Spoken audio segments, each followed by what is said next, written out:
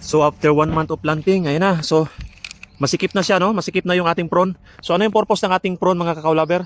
Ito yung panangga natin sa init, protekta sa mga hayop, at saka marker na rin, no? Marking siya na palatandaan na meron siyang tanim dito na kakao. Ayan, no? So sumisikip na siya. Tumutubo na po yung mga dahon niya. Kaya iuusog natin, no? Iusog natin parang ganito po. Yan. Yan.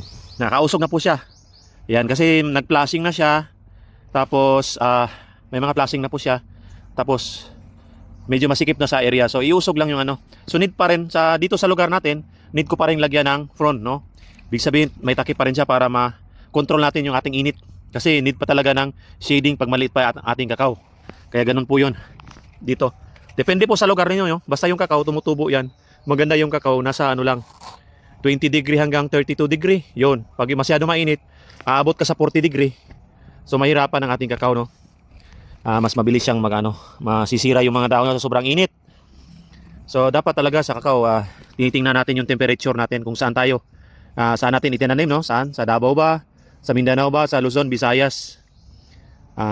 Dapat alam natin yung temperature sa ating lugar. Tapos laging may dilig ito, laging umulan dito. Kaya laging napaplasing. Tapos may